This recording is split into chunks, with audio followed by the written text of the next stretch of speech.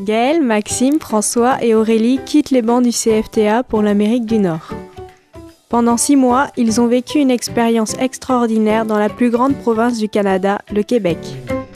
Le Québec, c'est 3 fois la France, avec 8 fois moins d'habitants.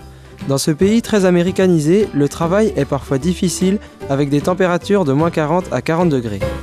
Cependant, les Québécois ont toujours un moment pour manger une poutine entre amis devant un match de hockey ou de soccer. Ils sont très fiers de leur province et veulent obtenir leur indépendance. Nous avons partagé la vie de 4 familles d'agriculteurs québécois dans des systèmes bien différents qui se modernisent. Rejoignons Gaël et Garou à Wickham. Dès mon arrivée à l'aéroport, je suis accueillie très chaleureusement par toute la famille Pulfer dans leur ferme familiale. Originaires de Suisse, mes maîtres de stage s'installent au Canada il y a 31 ans. Ce pays démesuré offre plus de facilités d'agrandissement. Les 70 vaches laitières produisent un quota de 580 000 litres de lait sur une surface de 180 hectares. Après l'incendie de 2001, la famille a reconstruit un nouveau bâtiment.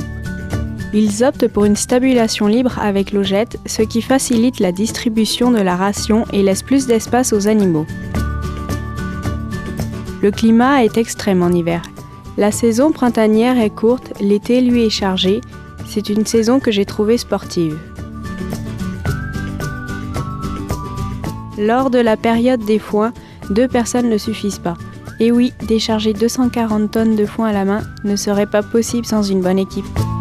Surtout dans les greniers à foin où il fait plus de 45 degrés. Heureusement, la bonne ambiance règne. Ce système de récolte n'est plus adapté, comme nous le confirme le fils de Monsieur Pulfer. Moi, j'aimerais bien reprendre la ferme parce que j'aime bien ce métier. Mais ce que j'aime moins un peu, c'est plus une industrie. C'est pas vraiment. C'est moins familial d'année en année. Ça grossit tout le temps plus. Fait que ça, j'aime moins un peu ça. Mais c'est pas grave, je vais bien m'adapter. Puis vu que j'aime ce métier, ben, je vais pousser là-dedans. Puis essayer de faire le meilleur résultat possible.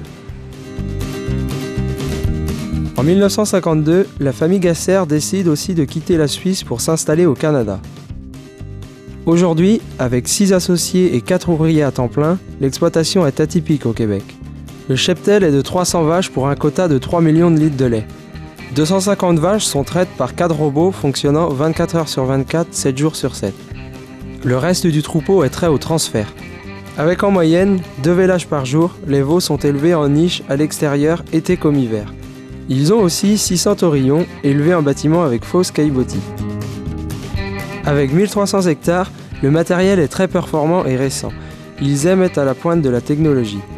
Autonome grâce à la confiance de mes maîtres de stage, je m'occupais de la gestion des robots-traites, de l'alimentation des veaux et de la surveillance des vélages.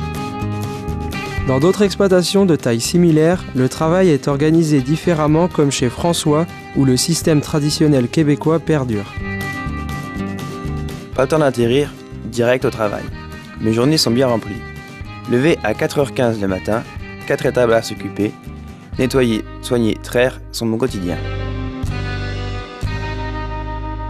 Même si d'apparence le système vache attachée paraît ancien, des équipements modernes y ont été installés pour faciliter le travail et gagner du temps. Avec un quota de 2,5 millions de litres de lait, 450 têtes, dont 200 vaches laitières réparties dans 4 étables et 600 hectares, pas le temps de s'ennuyer. Les semis au mois d'avril, 7 jours pour épandre le lisier, le fumier, semer les prairies, le soja, le maïs et l'avoine blanche.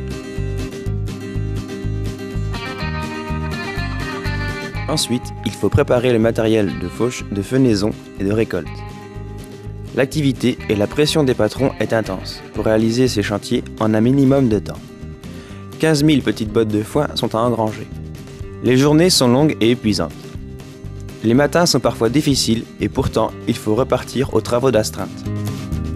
L'agriculture québécoise compte principalement des fermes laitières. Néanmoins, 20% d'entre elles sont des exploitations porcines. L'abus de sirop d'érable est dangereux pour la santé. Garou en a fait les frais.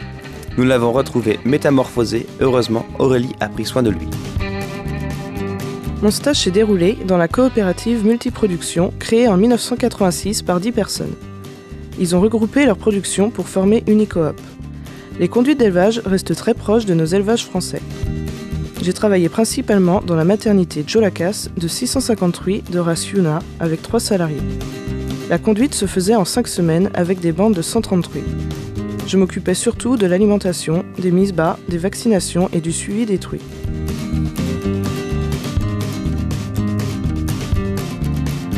Cet élevage connaît de nombreuses maladies dues à la forte concentration de porcs dans l'est du Québec. Malgré tout, l'exploitation produit un nombre de porcs à l'année suffisant pour assurer sa pérennité. Durant mon séjour, j'étais logée dans une famille voisine très accueillante et chaleureuse. Je garde en souvenir leur générosité et leur bonne humeur. Au Québec, l'agriculture est moins contrainte par les normes environnementales que chez nous, mais le pays tend à suivre le schéma français, comme en témoigne M. Pulfer. De mon côté, concernant l'agriculture, c'est de plus en plus compliqué. Du côté de l'environnement, il faut suivre toutes les normes, les restrictions, les pesticides, pas qu'on en remette. Côté bureaucratie, pareil, il y a beaucoup plus de travail aujourd'hui qu'avant. C'est rendu aujourd'hui des industries.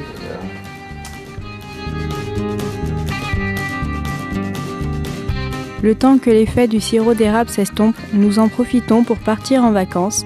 Nous avons laissé Garou dans la ferme d'Aurélie. Un déchirement total, mais des vacances formidables.